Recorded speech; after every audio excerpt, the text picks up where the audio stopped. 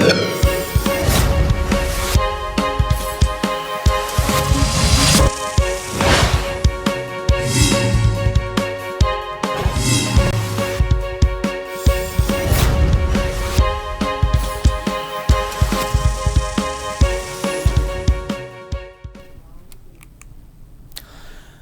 जन उत्तराखंड में आप सभी का स्वागत है। मैं हूं प्रभात। सबसे पहले नजर हेडलाइंस पर।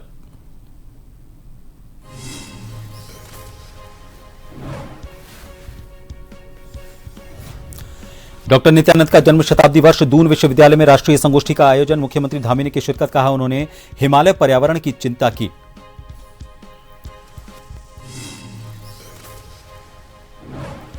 धोरण खास को मंत्री गणेश जोशी की सौगात, 1.5 करोड़ की विकास परियोजनाओं का लोकार्पण और शिलान्यास। कहा शहरी और ग्रामीण क्षेत्रों का विकास सरकार की प्राथमिकता।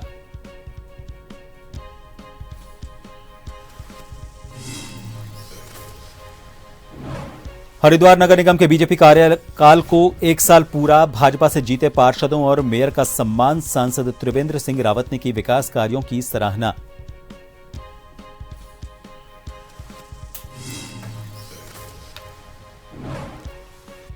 नेशनल स्कीइंग चैंपियनशिप 12 फरवरी से विंटर कार्निवल की मेजबानी के लिए है तैयार। खिलाड़ियों और व्यवसायियों में उत्साह।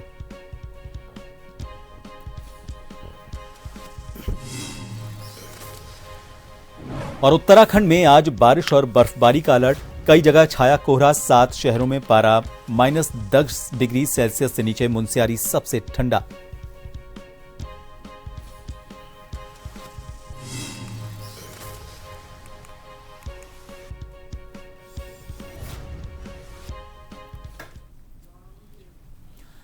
देहरादून में डॉक्टर नित्यानंद की जन्म शताब्दी वर्ष के अवसर पर दून विश्वविद्यालय में आयोजित राष्ट्रीय संगोष्ठी में मुख्यमंत्री पुष्कर सिंह धामी ने हिस्सा लिया। इस अवसर पर मुख्यमंत्री ने कहा कि डॉक्टर नित्यानंद ने अपने पूरे जीवन में हिमालय, पर्यावरण और सीमांत क्षेत्रों की चिंता की। उन्होंने बहुत पहले ही हिमालयी क्षेत्रों में विकास और पर्यावरण संतुलन को लेकर जो दृष्टि रखी थी, वो आज भी उतनी ही प्रासंगिक है।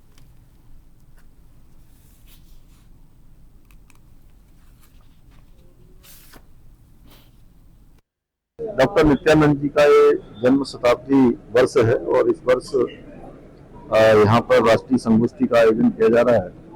और उन्होंने अपने संपूर्ण जीवन भर हिमालय की चिंता की, यहाँ के पर्यावरण की चिंता करी। पूरे हिमालय का विकास कैसे हो, यहाँ के जो जोखिम है, उन सभी पर उन्होंने बहुत पहले जो सोच बनाई थी, आज वो हम सबके काम आ रही है। ऐसे मनीषी को उनके जन्म शताब्दी वर्ष पर हम उनको नमन करते हैं और उनकी सोच को हम आगे बढ़ाएंगे। यहाँ पर उनके नाम से शोध केंद्र भी चल रहा है, जो अनेक क्षेत्रों में काम कर रहा है, विकास भी, पर्यावरण के क्षेत्र में भी। हम उसको और तेजी से आगे बढ़ाएंगे। जो डेमोग्राफी के बारे में भी उन्होंने, जो सीमांत क्षेत्र है वहाँ की डेमोग्राफी खराब हो रही है, जिस प्रकार से आज हमारे सामने एक खतरा है, उन्होंने उसकी चिंता भी बहुत पहले की थी। और आज हमारे प्रधानमंत्री जी के नेतृत्व में पूरे देश के अंदर वाइब्रेंट विलेज की योजना चल रही है। राज्य के अंदर हम भी ऐसे सीमांत क्षेत्रों को विशेष रूप से वहाँ पर सभी सुविधाएं बन सके, वहाँ का पलायन रुके, क्योंकि वो केवल नागरिकों की दृष्टि से भी और देश की सुरक्षा की दृष्टि से भी बहुत महत्वपूर्ण है। उत्तराखंड के मुख्यमंत्री पुष्कर सिंह धामी ने विपक्ष पर तीखा हमला बोला। उन्होंने कहा कि वोट बैंक की राजनीति के लिए देवभूमि की मूल पहचान से समझौता किया जा रहा है। मुख्यमंत्री ने पुराने मुद्दों का जिक्र करते हुए कहा कि विपक्ष की मंशा हमेशा से ही राज्य की संस्कृति के खिलाफ रही है। धामी ने स्पष्ट किया कि सरकार जन भावनाओं के अनुरूप कड़े फैसले लेगी और सामाजिक संतुलन बिगड़ने नहीं दिया जाएगा।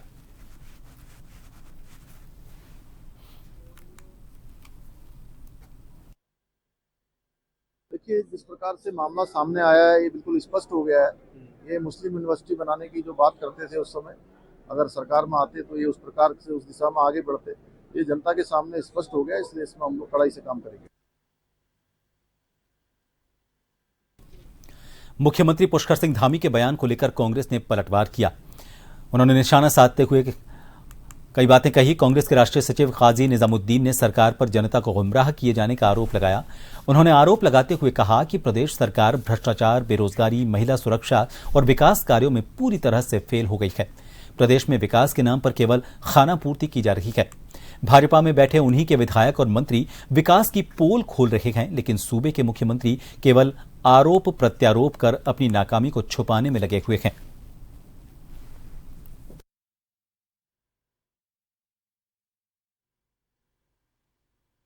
विधानसभा अध्यक्ष से बड़ा पद और कौन सा हुआ, जो कि माननीय विधायक कोटद्वार भी हैं।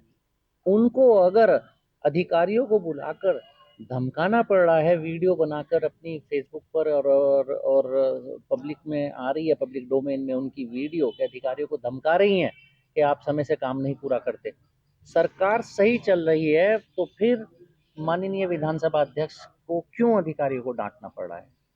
अगर सरकार सही चल रही है तो फिर भारतीय जनता पार्टी के वरिष्ठतम विधायकों में से एक बंशीधर भगत जी को धरना क्यों देना पड़ रहा है, जो भारतीय जनता पार्टी के पूर्व मंत्री भी हैं और प्रदेश अध्यक्ष भी रहे हैं? भारतीय जनता पार्टी के नेता क्यों कह रहे हैं कि सैकड़ों लाशें आज भी आपदाग्रस्त क्षेत्रों में दबी हुई हैं? अगर सरकार सही चल रही है तो मुन्ना सिंह चौहान जी खड़े होकर क्यों ट्रकों को रोक रहे हैं कि ये यहाँ खनन हो रहा है? मुख्यमंत्री पुष्कर सिंह धामी के आरोपों पर पलटवार करते हुए कांग्रेस नेता प्रीतम सिंह ने सरकार को घेरा। चुनाव प्रचार अभियान समिति के अध्यक्ष प्रीतम सिंह ने कहा कि राज्य में डेमोग्राफिक बदलाव रोकने की जिम्मेदारी सत्ता पक्ष की है। उन्होंने सवाल उठाया कि अगर सरकारी जमीन पर कब्जे हुए हैं तो प्रशासन अब तक क्या कर रहा था। सिंह ने कहा कि विपक्ष पर आरोप लगाने के बजाय मुख्यमंत्री को अपनी जवाबदेही तय करनी चाहिए। उनका कहना है कि सरकार मूल मुद्दों से जनता का ध्यान भटकाने का प्रयास कर रही है।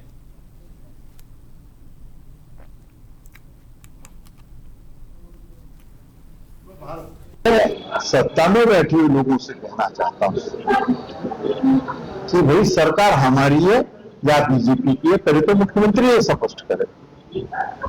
अगर सरकार बीजेपी की है तो ये दायित्व किसका है? ये दायित्व तो सरकार का है ना। हमारे चाहने या न चाहने से कुछ हो रहा? हम चाहे कि ऐसा हो जाए, भाई आपकी जिम्मेदारी है। अगर डेमोग्राफिकल चेंजेस हो रहे रोकने की जिम्मेदारी किसकी है? और मैंने सदन के अंदर भी कहा था कि डेमोग्राफिकल चेंजेस की हम बात करते हैं, लेकिन देश के नागरिक को प्रत्येक जगह जमीन खरीद करके रहने का अधिकार। अवैध रूप से कोई रह रहा है, सरकारी भूमि पर किसी ने कब्जा किया तो कौन कार्रवाई करेगा? ये विपक्ष कार्रवाई करेगा? ये कार्रवाई तो सरकार करेगी ना। धामी जी के पास कहने के लिए कुछ नहीं है और चुनाव सर पर है, इसलिए इस तरीके की बात सत्ता में बैठे लोग करते हैं। कांग्रेस चुनाव प्रबंधन समिति के अध्यक्ष और पूर्व मंत्री डॉक्टर हरक सिंह रावत ने आगामी विधानसभा चुनाव को लेकर बड़ा बयान दिया है। उन्होंने साफ कहा कि इस बार टिकट उसी कार्यकर्ता को मिलेगा जो चुनाव जीतने की क्षमता रखता हो। डॉक्टर रावत ने पार्टी के कुछ नेताओं पर तंज कसते हुए कहा कि कुछ लोग अभी से राहुल गांधी और मल्लिकार्जुन खड़गे का नाम लेकर यह दावा कर रहे हैं कि उनका टिकट फाइनल हो चुका है। उन्होंने चुटकी लेते हुए कहा कि टिकट तो राहुल गांधी का भी अभी फाइनल नहीं है।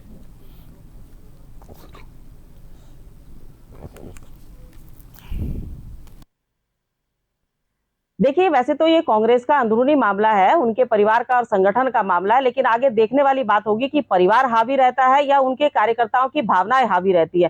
कहने को तो बहुत बड़ी बड़ी बातें कांग्रेस के नेतागण करते हैं, पर सामने से आने वाले समय में देखेंगे, जिस समय टिकट वितरण होगा, कि कांग्रेस किनको टिकट देती है, अपने चहेतों को देती है या कार्यकर्ताओं को देती है। हालांकि हमेशा देखा यह गया है कि कांग्रेस ने कार्यकर्ताओं की भावनाओं से अलग होकर के टिकटों का वितरण किया है। अटैची किसकी कितनी बड़ी है, इसको आधार बना करके टिकट दिया गया। तो अब देखने वाली बात होगी कि कांग्रेस किस आधार पर टिकट देती। लोहाघाट स्थित राजकीय पॉलिटेक्निक में शनिवार को प्रैक्टिकल के दौरान बड़ा हादसा हो गया। प्रैक्टिकल के समय एसिटाइल क्लोराइड केमिकल की शीशी फूटने से फैली हुई तेज गंध के कारण 7 छात्राएं और एक शिक्षिका गंभीर रूप से बीमार हो गए थे। घटना के बाद सभी को आनन फानन में लोहाघाट उप जिला चिकित्सालय लाया गया, जहां चिकित्सकों ने तुरंत उपचार शुरू किया। इलाज के बाद 5 छात्राओं को अस्पताल से छुट्टी दे दी गई, जबकि एक शिक्षिका समेत 3 छात्राओं का इलाज अभी लोहाघाट उप जिला चिकित्सालय में चल रहा है। अभी हम लोग ने कल लगभग 5 विद्यार्थियों को डिस्चार्ज कर दिया था। वो बिल्कुल ठीक थे, लेकिन अभी 3 बच्चों को और एक शैलजा मैडम को रखा है, क्योंकि बीच बीच में एक पैनिक अटैक भी आ जा रहा है उनको, तो हमने इसलिए डिस्चार्ज नहीं किया कि घर पे जाने की ज़्यादा दिक्कत ना हो। उसके अलावा बीच बीच में उनका SpO2 भी डाउन हो रहा है, तो हमारे फिजिशियन जी की सलाह पे डॉक्टर राकेश जोशी जी जैसा कहेंगे उसी हिसाब से उनको पूरा ट्रीटमेंट करके तब डिस्चार्ज दे दिया जाएगा। शाम तक उम्मीद करते हैं कि आज शाम तक डॉक्टर जोशी उन लोगों को डिस्चार्ज कर देंगे। ये केमिकल एसिटाइल क्लोराइड होता है और ये केमिकल दुनिया में 7 पॉइजन में से एक होता है, जो कि बहुत विशेष गंभीर स्थिति भी उत्पन्न कर सकता है। बहुत अच्छा कार्य किया जो लोहाघाट के गुरुजी लोग और जो भी आसपास के लोग थे, उन्होंने जल्दी से जल्दी अस्पताल लेके आए, विदिन 15 मिनट में लेके आए। अन्यथा यदि 30 या 40 मिनट से ज़्यादा की देरी होती है तो इसमें से निकलने वाली गैस पानी के साथ रिएक्शन करने के बाद HCl में कन्वर्ट हो जाती है, जिससे कि वो ऑर्गन को गलाना स्टार्ट कर देती है। हादसा तो नहीं कह सकते, इसको एक्सीडेंटली कह सकते हैं, क्योंकि पढ़ाई करने के लिए बच्चे गए हैं तो छोटा मोटा होते रहता है। लेकिन इसमें अगर बात आए कि उनको सुविधाओं के लिए, तो मैं ये कहना चाहूँगा कि सरकार ने जिस लैब में अगर वो बच्चे प्रैक्टिस कर रहे हैं, मास्क, गॉगल, अन्य चीज़ें जिससे वो उस चीज़ से बच सकते हैं, उन चीज़ों की सुविधाएं देनी चाहिए। और सरकार से मैं अनुरोध भी करूँगा, जैसे कि सरकारी पॉलिटेक्निक है तो उसके लिए इन लोगों ने थोड़ा गहन सोचना चाहिए, विचार करना चाहिए, उन चीज़ों को वो चीज़ें देनी चाहिए। लोहाघाट के गंगनौला गांव में एक विक्षिप्त व्यक्ति द्वारा खुद को कई दिन से कमरे में बंद किए जाने का मामला सामने आया है। ग्रामीणों के बार बार कहने के बावजूद वो व्यक्ति कमरा नहीं खोल रहा था, लोगों को धमकी दे रहा था। हालात को गंभीरता से देखते हुए ग्रामीणों ने 112 को फोन कर पुलिस को सूचना दी। सूचना मिलते ही लोहाघाट थाने से head constable Sunil Kumar, constable Ashok Verma और राजेंद्र गिरी मौके पर पहुंचे। पुलिसकर्मियों ने कमरे में बंद व्यक्ति से काफी देर तक दरवाजा खोलने की अपील की, लेकिन करीब 2 घंटे तक उसने दरवाजा नहीं खोला। इसके बाद पुलिस ने दरवाजा तोड़कर अंदर घुसने की कोशिश की। जैसे ही हेड कांस्टेबल सुनील कुमार साहस दिखाते हुए कमरे के भीतर पहुंचे, विक्षिप्त व्यक्ति ने उन पर धारदार हथियार से हमला कर दिया। इस हमले में हेड कांस्टेबल की अंगुली कट गई, जिसमें 4 टांके आए हैं। गनीमत रही कि धारदार हथियार से सिर पर चोट नहीं आई, वरना मामला बेहद गंभीर हो सकता था। 112 की सूचना पर गए थे गंगनौला में। वहाँ पर एक थोड़ा मानसिक रूप से विक्षिप्त व्यक्ति था, उसने अपने आप को जो ग्राम पंचायत का भवन होता उसमें कैद कर लिया था। काफ़ी दिनों से बाहर निकला नहीं था। 112 की कॉल में गए थे तो दरवाजा तोड़ के उसे निकालने की कोशिश की हमने, लेकिन वो दरवाजे बाहर निकला नहीं। फिर उसने बड़ियाट था उसके हाथ में, तो उसको काबू करने में अंदर घुसा मैं, जिससे मेरे हाथ में लगी थोड़ी सी। 2-3 टाँके आए, बाकी वो भी सुरक्षित है, हम भी सुरक्षित हैं। कब्जे में करके अब उसे असाइलम के लिए, बरेली पागल खाने के लिए भेजा गया। उसके परिवार के लोग लेके जाएंगे। एक ब्रेक के लिए रुकेंगे, यहाँ बने रहिए जन टीवी पर।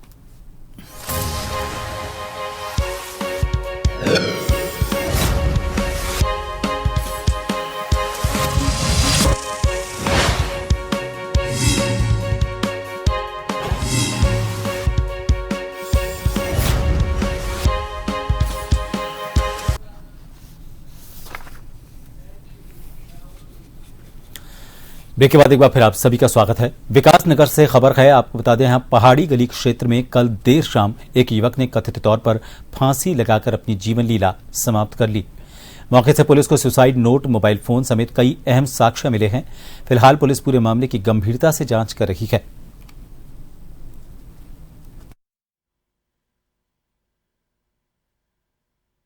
और जब आए थे तो ये मृत अवस्था में यहाँ पे लाए गए थे। हमने चेक किया तो उस समय इनका वाइटस कुछ भी, मतलब शरीर में कुछ वाइटस नहीं थे।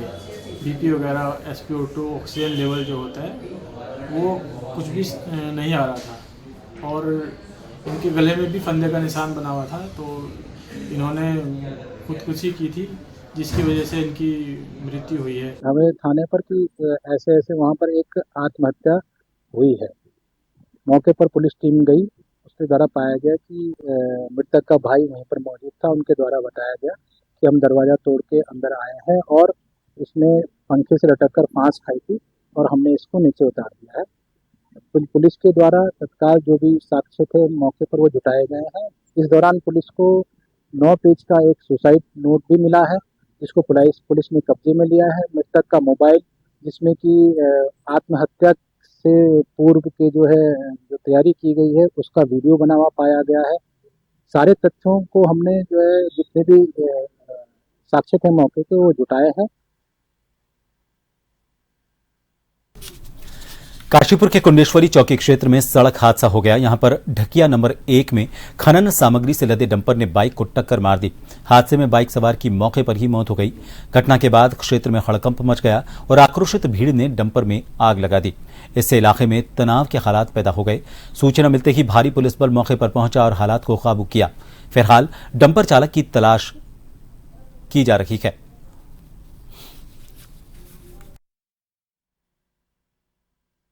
आज सुबह एक भारी मालवाहक वाहन के द्वारा शिवनगर ढकिया निवासी श्री जयपाल सिंह उर्फ गुड्डू पुत्र चरण सिंह उम्र लगभग 60 वर्ष की दुर्घटना में मृत्यु कारित की गई है। इससे आक्रोशित होकर लोगों के द्वारा उक्त वाहन में आग लगा दी गई थी और मौके पर शांति व्यवस्था कायम है, फोर्स बना हुआ है। पार्थिव शरीर को मोर्चरी भिजवाया जा चुका है। अग्रिम विधिक कार्रवाई अमल में लाई जाएगी। स्थिति सामान्य है। मौके पर पुलिस बल तैनात है। हरिद्वार में जिला प्रशासन ने जन सुनवाई कार्यक्रम का आयोजन किया। जिलाधिकारी मयूर दीक्षित की अध्यक्षता में जिला कार्यालय सभागार में आयोजित जन सुनवाई कार्यक्रम में बड़ी संख्या में फरियादी अपनी समस्याएं लेकर पहुंचे। जन सुनवाई के दौरान विभिन्न विभागों से संबंधित लगभग 60 शिकायतें और समस्याएं दर्ज की गई। शिकायतों का मौके पर ही निस्तारण किया गया।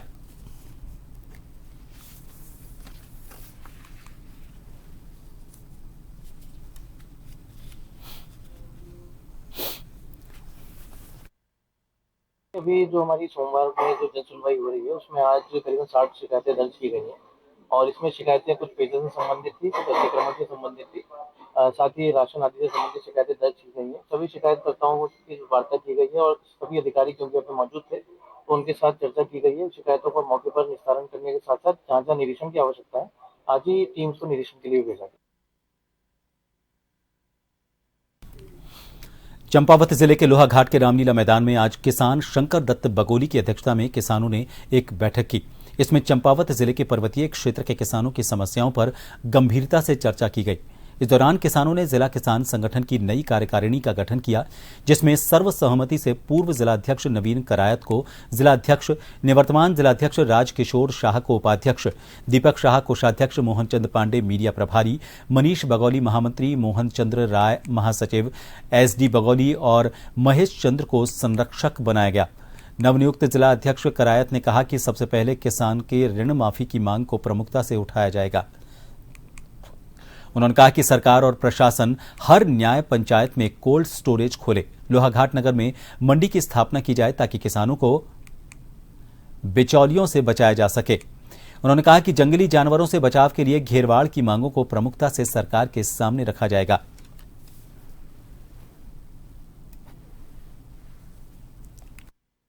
इस बार जो हमारा संगठन बना हुआ है ये काफ़ी मजबूत संगठन बन गया। इस समय पहले हम कुछ ही लोग थे जिनने इस संगठन की कमान संभाली जिले में। इस बार मुझे लगता है कि सारे गांव से हमें सपोर्ट मिल रहा है, बड़े अच्छे से उसमें जुड़े हुए हैं और इसको हम बहुत धारदार बनाएंगे। इस समय संगठन को सबसे प्रमुख हमारी समस्या यह है कि किसानों की कर्ज माफ़ी, जो लंबे समय से हम लोग मांग करते हुए आ रहे हैं, कि हमारी सरकार नहीं सुन रही है। इस बार हम उसमें पुरजोर लगाएंगे, ताकत के साथ सरकार का विरोध करेंगे कि सरकार ने कर्ज माफ़ करना पड़ेगा हमारा 26 में। दूसरी बात, जंगली जानवरों की समस्या प्रमुखता से है। यहाँ पर आप देख रहे हो किसान, सुनने में आ रहा है कि किसान बेचारा प्याज लगा रहा है, लहसुन लगा रहा है, कुछ भी जंगली जानवर नहीं रख रहा है इस समय। गेहूं चल गया, चना चल गया, जो भी हमारी फसलें हैं सारी सब नष्ट हो चुकी है, जंगली जानवर के द्वारा खा दी गई है। तीसरी बात, गाँव से जो किसान हमारा उत्पादन लाता है, अपना आलू पैदा करता है, सब्जी पैदा करता है, उसकी रोड की व्यवस्था नहीं हुई। अगर कहीं रोड है तो ठेकेदारों के द्वारा 3-3 बार डामर करने के बाद भी वो रोड क्षतिग्रस्त हो चुकी हैं। हम इस मामले में सरकार को घेरेंगे। सबसे पहले मैं सभी किसान भाइयों को धन्यवाद देता हूं जो इन्होंने मेरे ऊपर विश्वास जताया और मेरे को इतना प्यार दिया, आशीर्वाद दिया। और मैं पिछली बार भी अध्यक्ष बना, 2 साल मैंने कार्य किया और इन लोगों ने मेरे कंधे से कंधा लगाया।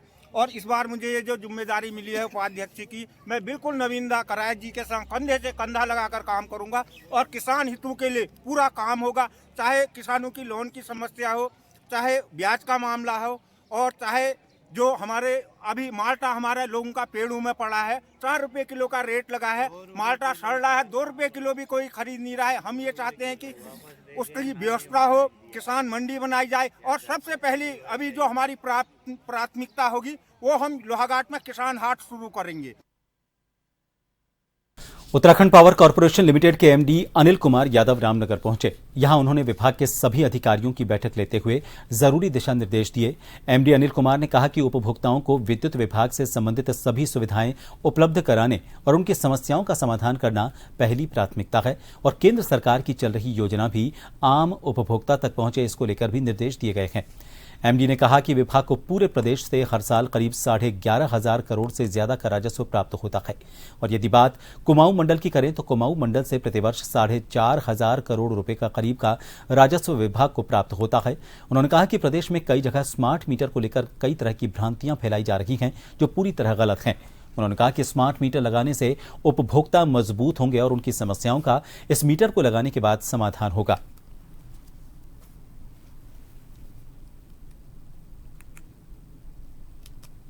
हमने अपने अधिकारियों को निर्देश दिया कि हमारे जो सम्मानित कंज्यूमर्स हैं उनकी सुविधाओं का ध्यान रखा जाए, उनको विद्युत सुचारू रूप से मिले, उनकी जो समस्याएं हैं उनका समाधान त्वरित गति से किया जाए। अगर जीर्ण शीर्ण मीटर पोल हैं तो उनको बदला जाए। हमारे यहाँ जो RDSS भारत सरकार की महत्वाकांक्षी योजना है उसके तहत जो कार्य कर रहे हैं उनको तेज़ी से कार्य किया जाए। और चूँकि फरवरी मार्च का महीना हमारे लिए राजस्व वसूली के माह होते हैं, राजस्व का हम लोगों को टारगेट कंप्लीट करना होता है, बहुत सारे लोगों को देनदारियाँ देनी होती है, तो उन टारगेट्स को अचीव करने के लिए हम लोग मीटिंग कर रहे थे। तो बेसिकली फोकस वाज कि कंज्यूमर्स को सेटिस्फैक्शन अधिक से अधिक दिया जाए। विश्व प्रसिद्ध पर्यटक स्थल औली 12 से 16 फरवरी तक नेशनल स्कीइंग चैंपियनशिप और अपने पहले विंटर कार्निवल की मेजबानी के लिए पूरी तरह तैयार है। इससे स्थानीय खिलाड़ियों और पर्यटन व्यवसायियों में जबरदस्त उत्साह देखा जा रहा है। जनवरी में हुई संतोषजनक बर्फबारी के चलते वर्षों बाद इस बार प्रतियोगिता टावर नंबर 10 3 लाइन से टावर नंबर 9 के बीच होगी।